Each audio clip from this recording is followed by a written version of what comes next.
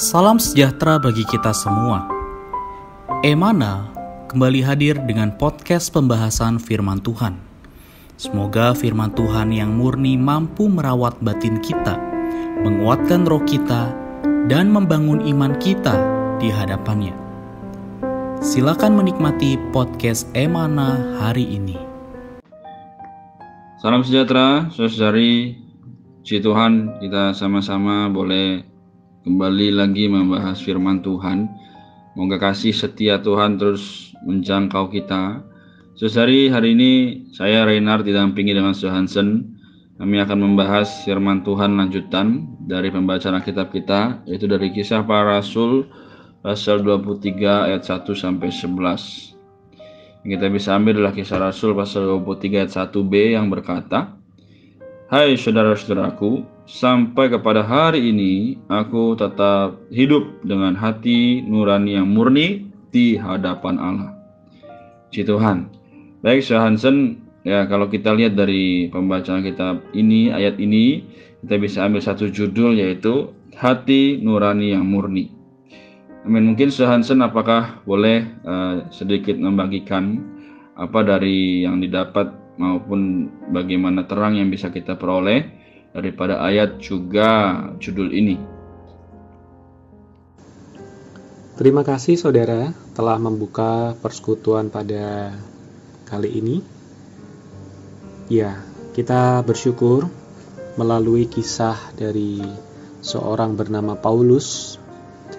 Dia adalah orang yang dulunya hidup menurut agama, tetapi setelah dia menjawab panggilan Tuhan, dia diselamatkan, dia berada di dalam jalan Tuhan, menjadi orang Kristen, maka dia melayani Allah dengan hati nurani yang murni.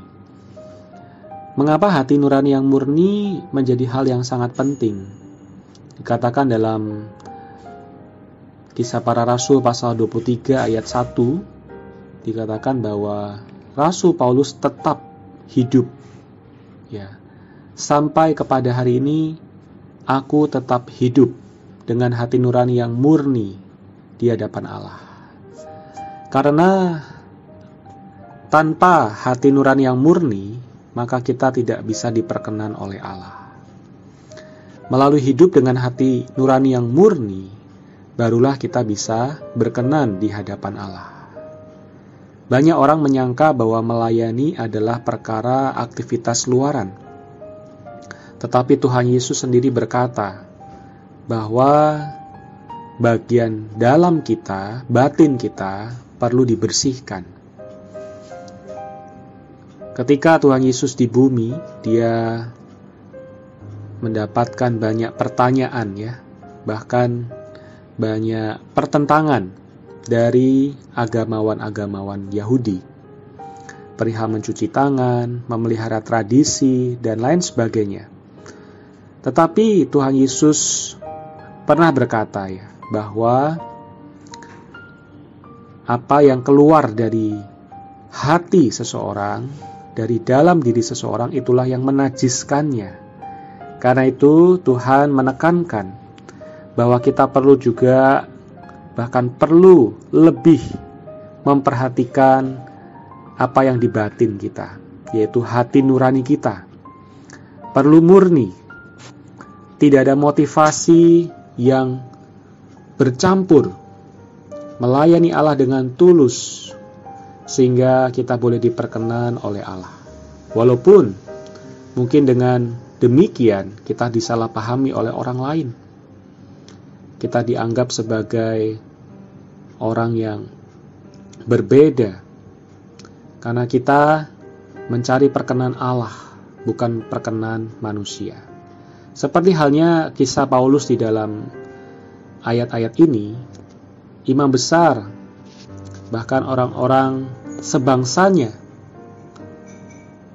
menangkap dia, memenjarakan dia, karena dia tidak mengikuti tradisi agama ataupun peraturan yang luaran.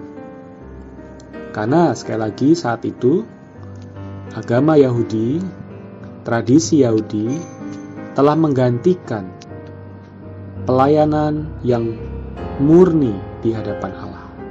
Sehingga yang tertinggal hanyalah perkara-perkara yang luaran, aktivitas-aktivitas luaran, hal-hal yang agamawi, tanpa kemurnian di dalam hati nurani mereka.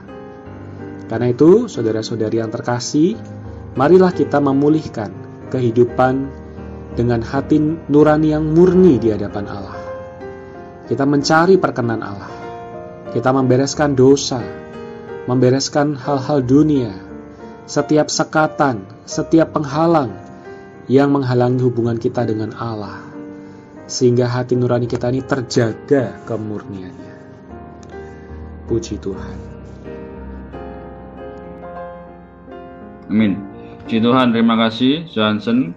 Betul ya, jadi saudari, hari ini kita melihat bahwa di dalam kehidupan kita sebagai orang Kristen, tidak banyak yang memiliki hati nurani yang murni ya. Memang banyak ya situasi yang mungkin bisa menjadi alasan. Tapi saudari sekalian pendengar podcast Emana, seharusnya ketika kita tinggal dalam Tuhan ya, ketika kita mengikuti Tuhan, kita seharusnya menyadari bahwa hati nurani ini sangat penting.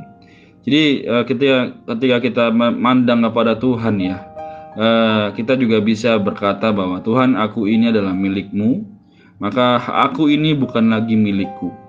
Jadi saudari sekalian, kalau kita lihat lagi bagaimana kisah para rasul ini, para rasul benar-benar menjaga hati nuraninya.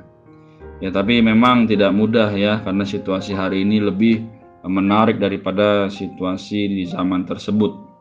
Tapi saudari, seharusnya kita menyadari ini, justru harus kita membawa situasi kondisi kepada Tuhan. Kita juga berdoa karena kita berduka ya atas situasi dunia hari ini.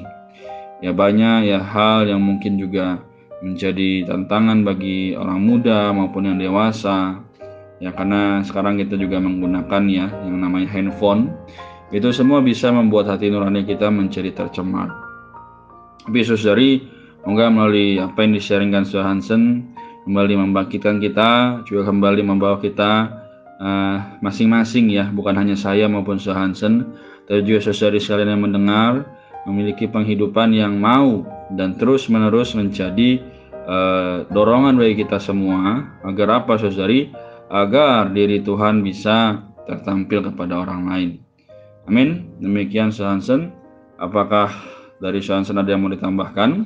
Kalau sudah, mungkin boleh ditutup dalam doa. Amin.